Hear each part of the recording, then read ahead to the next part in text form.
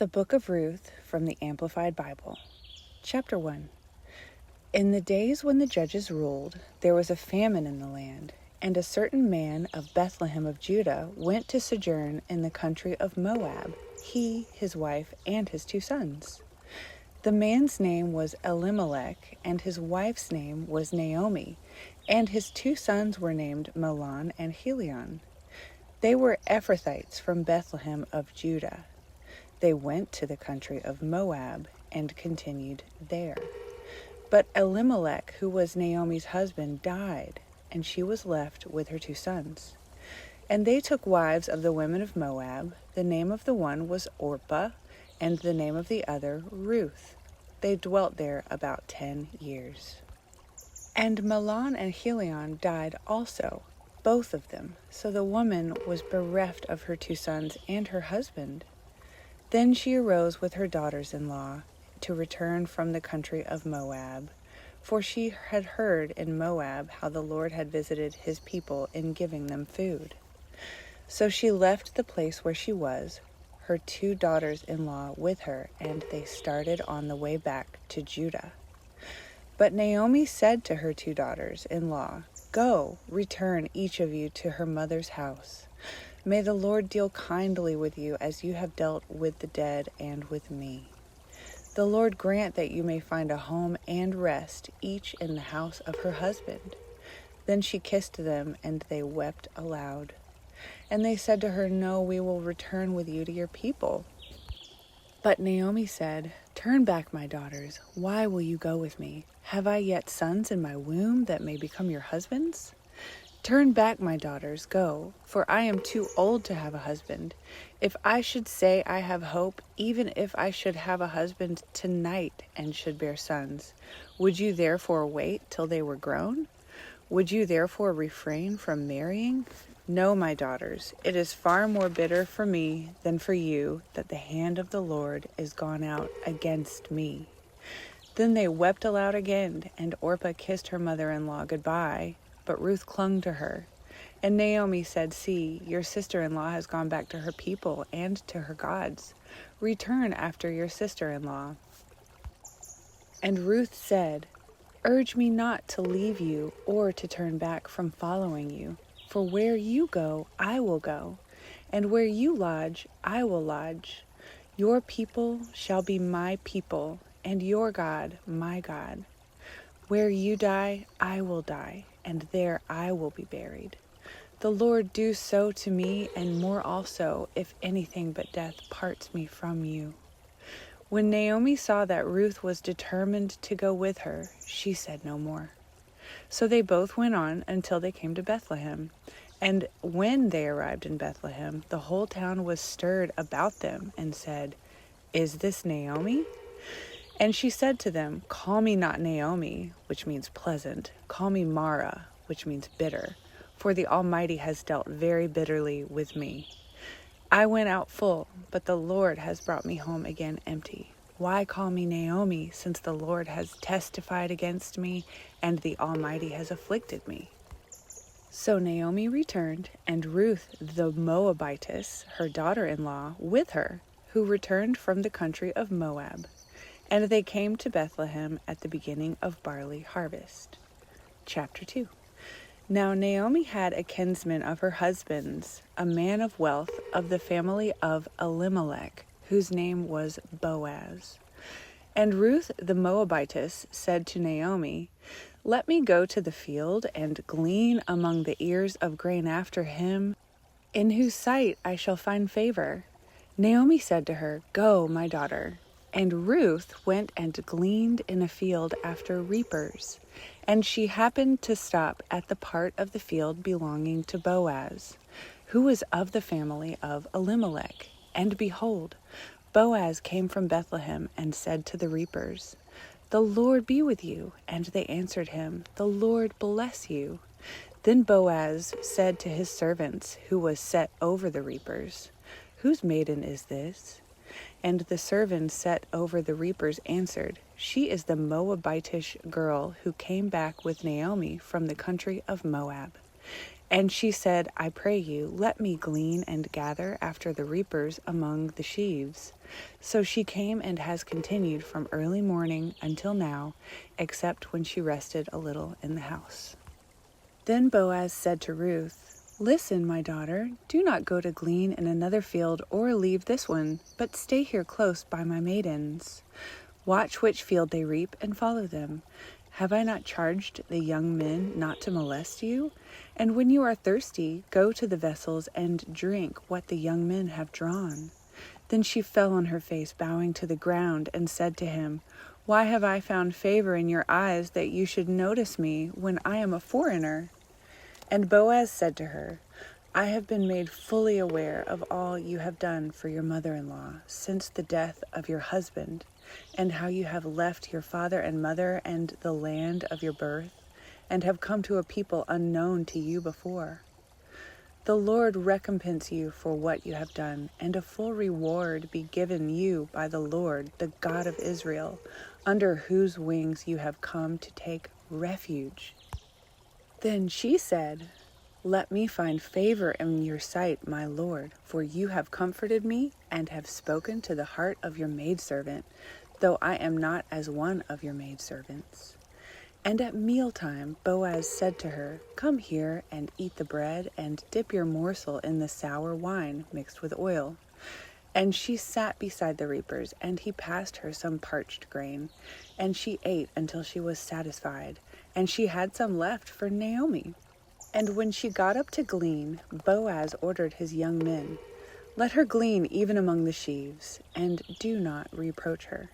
And let fall some handfuls for her on purpose, and let them lie there for her to glean, and do not rebuke her.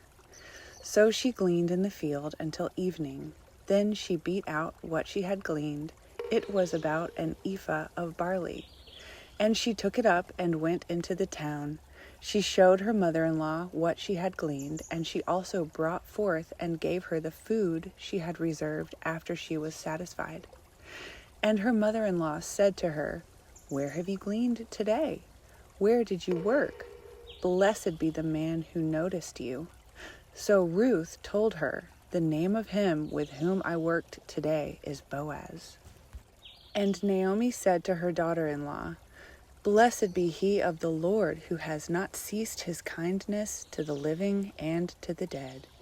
And Naomi said to her, The man is a near relative of ours, one who has the right to redeem us. And Ruth the Moabitess said, He said to me also, Stay close to my young men until they have harvested my entire crop. And Naomi said to Ruth, It is good, my daughter, for you to go out with his maidens, lest any other field you be molested. So she kept close to the maidens of Boaz, gleaning until the end of the barley and wheat harvests. And she lived with her mother-in-law. Chapter 3. Then Naomi, her mother-in-law, said to Ruth, My daughter, shall I not seek rest or a home for you, that you may prosper? And now is not Boaz, with whose maidens you were, our relative? See, he is winnowing barley tonight at the threshing floor. Wash and anoint yourself, therefore, and put on your best clothes, and go down to the threshing floor. But do not make yourself known to the man until he has finished eating and drinking. But when he lies down, notice the place where he lies, then go and uncover his feet and lie down, and he will tell you what to do. And Ruth said to her, All that you say to me I will do. So she went down to the threshing floor and did just as her mother-in-law had told her. And when Boaz had eaten and drunk, and his heart was merry, he went to lie down at the end of the heap of grain. Then Ruth came softly and uncovered his feet and lay down. At midnight the man was startled, and he turned over, and behold, a woman lay at his feet. And he said, Who are you? And she answered, I am Ruth, your maidservant. Spread your wing of protection over your maidservant, for you are a next of kin. And he said, Blessed be you of my Lord, my daughter, For you have made this last loving kindness greater than the former. For you have not gone after young men, whether poor or rich. And now, my daughter, fear not. I will do for you all you require. For all my people in the city know that you are a woman of strength, worth, bravery, and capability. It is true that I am your near kinsman. However, there is a kinsman nearer than I. Remain tonight, and in the morning, if he will perform for you the part of a kinsman, good, let him do it. But if he will not do the part of a kinsman for you, then, as the Lord lives, I will do the part of a kinsman for you. Lie down until morning. And she lay at his feet until the morning, but arose before one could recognize another. For he said, let it not be known that the woman came to the threshing floor. Also he said, bring the mantle you are wearing and hold it. So Ruth held it, and he measured out 6 measures of barley and laid it on her. And she went into the town. And when she came home, her mother-in-law said, how have you fared, my daughter? And Ruth told her all that the man had done for her. And she said, he gave me these 6 measures of barley, for he said to me, do not go empty-handed to your mother-in-law.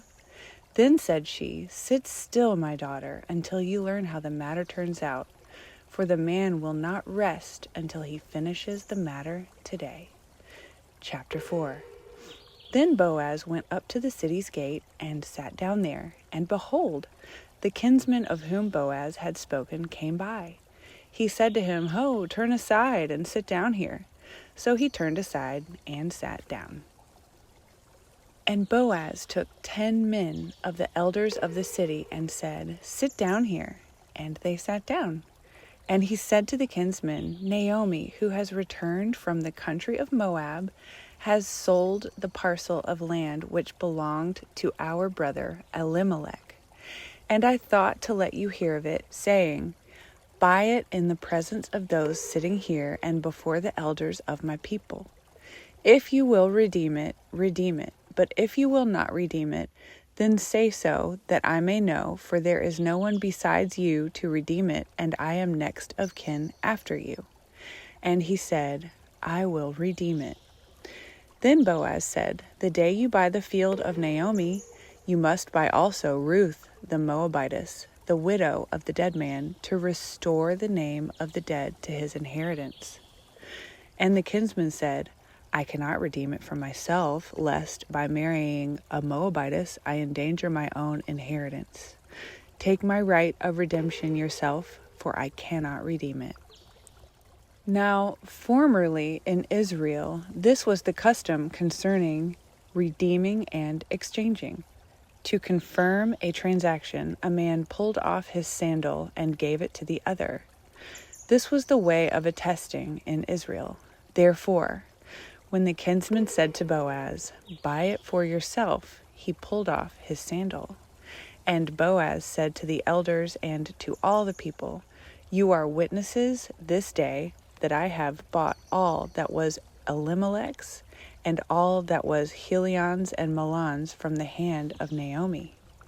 Also Ruth the Moabitess, the widow of Mahlon, I have bought to be my wife, to restore the name of the dead to his inheritance, that the name of the dead may not be cut off from among his brethren and from the gate of his birthplace. You are witnesses this day.